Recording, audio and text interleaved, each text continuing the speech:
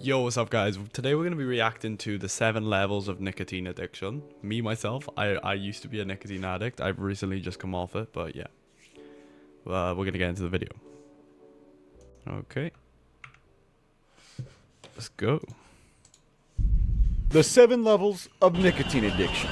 So let's jump right into this. So you're chilling at school, you go to the bathroom, and you see a couple of guys. Bro, the bathroom's where it all starts, bro. I remember the first time I did it was when I was in year 8. To Philadelphia. Oh, hell no! That's hell no! Whoa! I'm pretty sure it was in the bathroom, bro, and it's crazy. Oh, I muted it.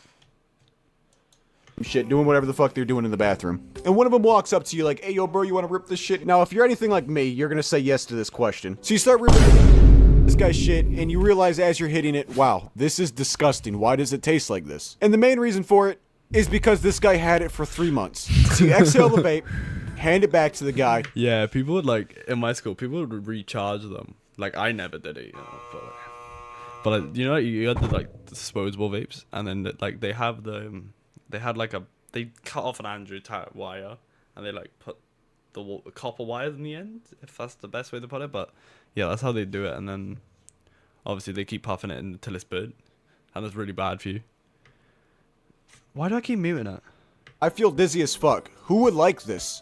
And as you say that to yourself, you're like, damn, I kind of like this. Yep. Congratulations, you have gone through the steps of stage 1. So eventually, you're going to work up the courage to buy your own vape. Whether it be... That's where you make the mistake. When you buy your own vape, then you're cooked, bro. Well, no fucking shit. For the next, 4 years of your life. At a vape shop, or somebody selling it to you. Bro, I remember the first time I bought a vape. Oh, mate.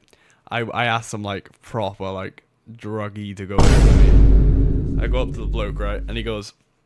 Well, I got the bloke. I ask him, oh, could you run into the shop for me? He goes, for what? And I go, blue raz gummy bear. And he looks at me like I'm a fucking knobhead. He's like, what? And I did repeat it to him 4 times. He kept coming in and out of the shop. Just like... Oh, it was so peak. Now, the very moment you get your hands on a vape, you immediately go straight to stage 2. Casually so now that vaping. you got your vape, you're chilling in your room, and you decided to take a hit of your vape. In case if you never vaped or smoked before, I'm going to try to give you an explanation of what it feels like. So you take a puff on your vape, your head gets a little bit spinny, and your body gets a little bit tingly. But the feeling goes, after, progressively long you've been vaping, it will just go. And then you're just stuck chasing it and chasing. That's where you get hooked. They last for about a good 10 seconds till you realize, oh, I want that feeling again. And the bullshit cycle continues. So now that you're casually filling your lungs up with aerosol every 10 minutes. Yes, it's aerosol. It's honestly disgusting that some of these vape companies had us thinking it was water vapor. With all that said and done, you are now moving on to stage 3. Like I said, bro, chasing the buzz. So you've been casually vaping for about a good 2 days now, and you notice as you hit your vape, you can't really get that same buzz as you used to. This will most likely lead you to hit your vape more, that way you can get that same buzz again. And during this time, your vape will probably die.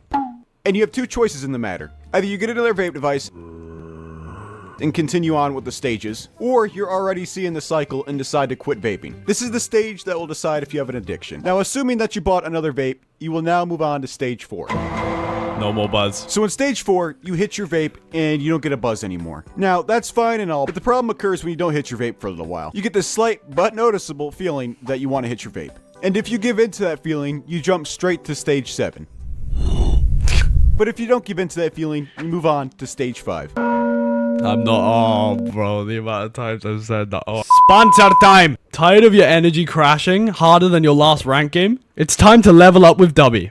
The formula made for focus. Get that clean, smooth energy without the jitters or crash. 0 sugar, 0 fillers. With unique, incredible flavors, there's a Dubby for every gamer. Ready to unlock your true potential? Head over to dubby.gg and get better today. Big thank you to Dubby for sponsoring this video.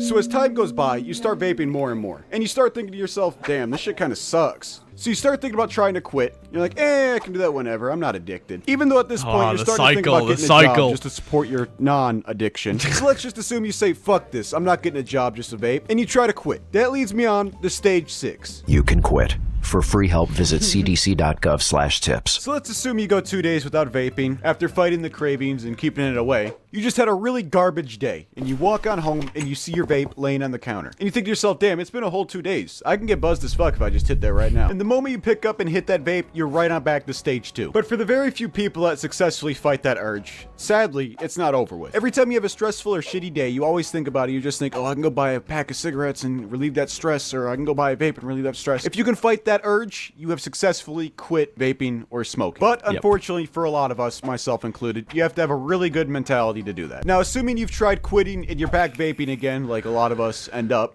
you're going to be moving on to stage 7. Stage 7. Addiction. You're vaping more than you ever have before. Yep. And the problem with stage 7 is you just don't care. You've tried quitting, you can't do it. You're just accepting the fact that you're addicted now. Now, once you start actually seeing some of the side effects, you might actually start trying to quit again. But for a lot of us, it just seems like a waste of time. You spend $1,000, maybe even $2,000 every year on something that you don't enjoy and something that you wish you never started. And unfortunately, that is the vicious cycle of nicotine addiction. It's so Hi, I'm bad. legit. If you enjoyed my content, please do. That was a good video. Quite a short one, but a good video.